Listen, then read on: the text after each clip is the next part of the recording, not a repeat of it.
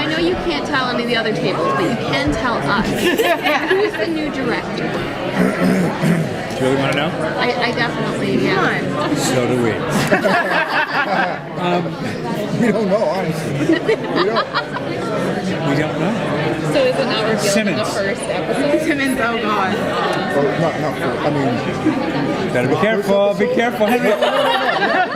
no. I He'll said just be answering you, and all of a sudden a thing will come through his chest. for the first episode?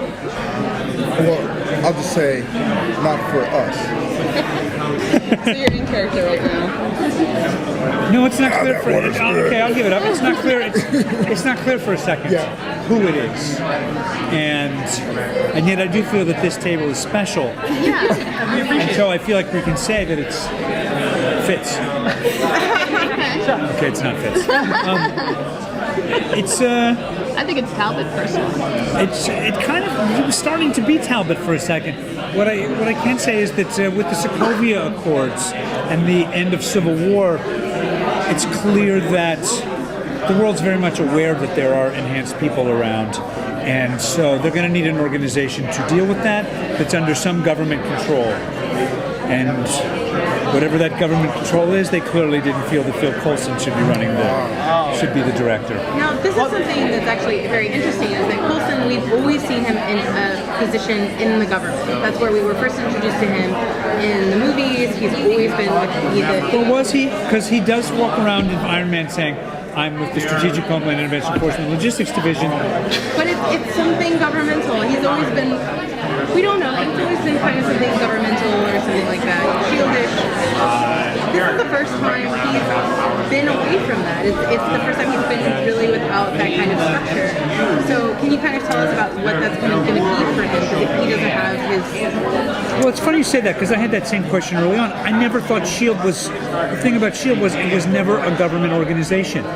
It's never been a United States government organization. They answer to the World Council. It's global. It was never that clear who was overseeing them except the World Council. Nick Fury seemed to be running it. And yet Phil Coulson felt like a part of the bureaucracy of that, who was Nick Fury's right-hand guy. Then he was given a team after his close call during the Avengers, and he was working for Nick Fury, and then S.H.I.E.L.D. was destroyed in the Winter Soldier, and he was tasked with putting it back together. So now S.H.I.E.L.D. is coming back together, but I still think he's just an agent of S.H.I.E.L.D. He's always been a covert op for an agency that was tasked with protecting the world from the things it didn't know about or that we hadn't yet discovered, both from our planet and others. So they jumped the 6 month jump forward. Yeah.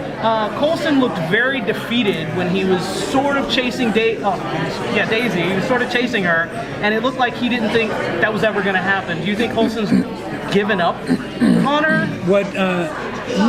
No, I mean, I think he's chasing her, but what we see in that epilogue at the end of that episode is she's got her quake powers so down now, she can fly almost. She does Hulk leaps. So she's proving to be really difficult for Mac and Coulson to track down.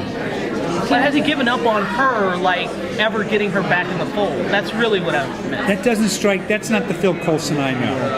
If he has a superpower, it is his loyalty to those he cares about. And Henry, can you talk a little bit about Mac's emotional kind of where he is at the beginning of the season? Because obviously he, had that incredibly moving arc with Daisy, and then lost her, I guess. Same that was such beautiful stuff. The stuff where he was trying to bring her in and she was hurting him and threatening to kill him and he wouldn't fight back. I thought that was just amazing. Writing, it was all writing. Oh, yeah. But we'll talk, I said something over there. It was a revelation for me, just talking over there. The dynamic is interesting. It's Coulson and May, and they were kind of like these parental figures to Daisy. And then Mac has been brought into that family as like a big brother to Daisy. And now it's like, look, it's not like she's a family member is gone. A family member has rejected us and is gone. And from Mac's perspective, I think he always sees her as his little sister, regardless of what she's done or supposedly done. And like Coulson, I think he's loyal to her, and he will always fight to protect her and bring her back. Can you talk about the dynamics between Mac and Coulson? Because it's like they were spending a lot of time together in the epilogue, and Mac has always been someone who challenges Coulson in a way that a lot of the other characters don't. So how maybe is that at the beginning of the season?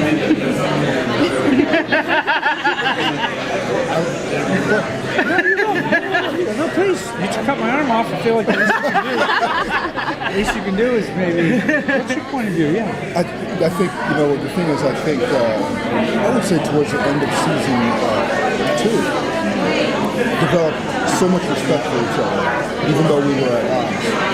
And it's carried over into season 3. The Mac has challenged him, but now it's to the point where they have a common ground in terms of Daisy. We have mutual respect.